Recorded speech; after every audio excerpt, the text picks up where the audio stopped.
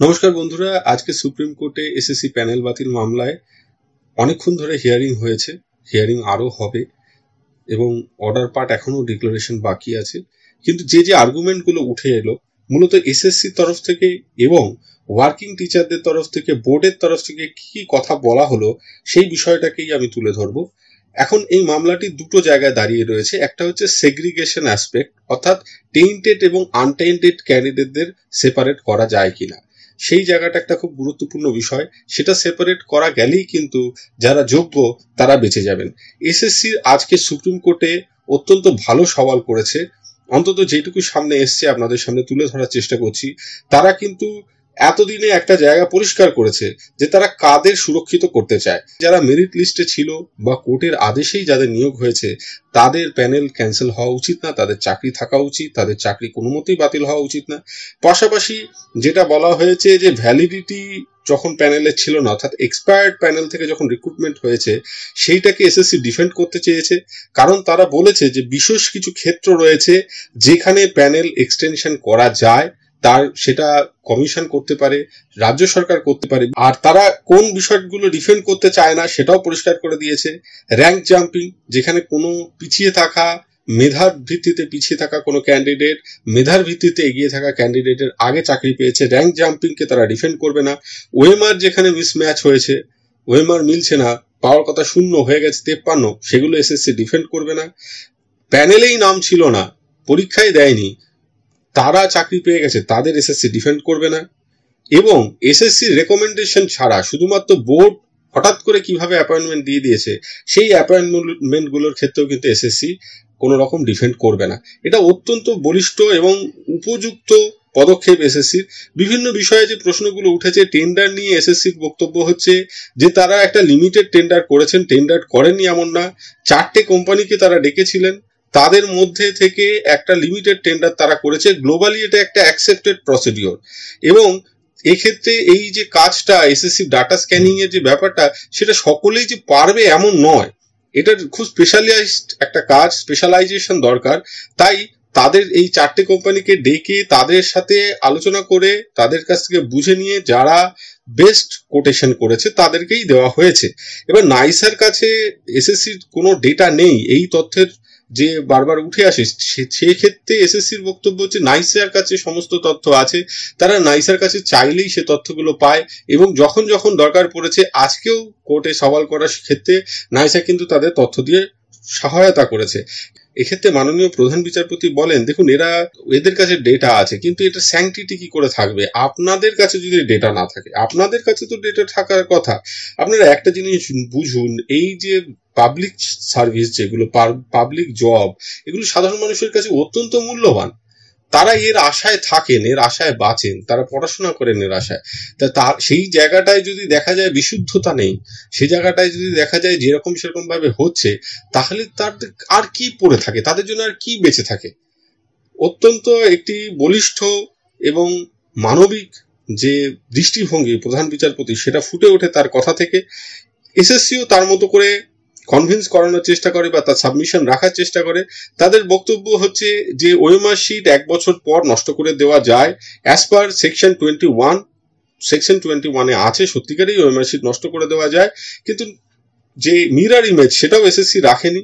তারা নাইজার ওপর ডিপেন্ড করেছে বিষয়, সেই ব্যাপারটি কোর্ট কিন্তু ভালোভাবে নেয়নি। পাশাপাশি যে নাইজা আবার স্ক্যানটেক বলে আরেকটি সংস্থাকে দায়িত্ব দিয়ে দিয়েছে, সেই বিষয়টিও কোর্ট ভালোভাবে নেয়নি। কিন্তু যদিও এসএসসির বক্তব্য ছিল যে ডেটা স্ক্যানটেক তার অফিসে আসছে না নাইজা তার অফিসে আসছে, সেটা তাদের পক্ষে বোঝা সম্ভব হয়নি। তারা জানেন তাদের কাছে যা এটাই ছিল, নাইসা আসছে। ডেটা স্যানটেকের বিষয়টি তারা পরবর্তীকালে কোর্টের সওয়াল জবাবে জানতে পেরেছেন। তো এসএসসি এতটাই ভোলে ভালা, যেটা সত্যিকারই বিস্মিত করার মতো বিষয়। তো এই জায়গায় দাঁড়িয়ে এসএসসি কিন্তু সওয়াল তুলে ধরেছে। তাদের বক্তব্য হচ্ছে জাজমেন্টেই সেগ্রিগেশন হয়েছে। দেখুন, দুটো সেগ্রিমেন্ট হয়েছে, অ্যাকচুয়ালি 3টে সেগ্রিগেশন হয়েছে। 1 নম্বর হচ্ছে টাকা ফেরত দিতে হবে যাদের সিবিআই লিস্টে নাম আছে এবং তার সাথে চাকরিও যাবে। এবং ইন্টারেস্ট সহ তাদের টাকা দিয়ে ফেরত দিতে বলা হয়েছে। 2 নম্বর শুধু চাকরি যাবে, এক্ষেত্রে দুটো সেগ্রিগেশন হয়ে গেল। তৃতীয় হচ্ছে হিউম্যানিটেরিয়ান গ্রাউন্ডে সোমা দাসকে রিক্রুটমেন্ট করা হয়েছে, সেখানেও কিন্তু একটা সেগ্রিগেশন হয়ে গেছে। 7 নম্বর পয়েন্টে যে সমস্ত যাদের চাকরি বাতিল হয়েছে এবং সিবিআই লিস্টে নাম আছে তাদের কাস্টোডিয়াল ইন্টারোগেশনের ব্যাপারেও এসএসসি প্রতিবাদ জানায়, আপত্তি জানায়। তাদের বক্তব্য হচ্ছে সিবিআই যে ইনভেস্টিগেশন করেছিল সেটা তারা জানিয়েছে যে কমপ্লিট হয়ে গেছে। তা এখন তারা একটা রিট কোড কিভাবে আবার নতুন করে সমস্ত কিছু শুরু করতে বলে, এইটা এসএসসি সাবমিশন। আর এসএসসির যেটা জোরালো বক্তব্য সেটা হচ্ছে যে ডকুমেন্টগুলো সিবিআই উদ্ধার করেছে, নাইসার যে ডকুমেন্ট যার উপর প্রসিকিউশন হচ্ছে, আগের এসএসসি চেয়ারম্যান জেলে আছেন, সকলের শাস্তি হচ্ছে, এত লোকের চাকরি বাতিল হচ্ছে, সেক্ষেত্রে যখন এই ডেটাগুলোকে, এই ওএমআর শিটগুলোর যে মিরর ইমেজ সেটাকে যখন গ্রহণযোগ্য হিসেবে ধরা হচ্ছে, তাহলে এইটার ওপর ভিত্তি করেই এসএসসি কিন্তু সেগ্রিগেট করতে পারে। সেই বৈধতা যদি কোর্ট দেয়, এসএসসি এই ডেটাগুলোর ওপর ভিত্তি করেই সেগ্রিগেশন করবে।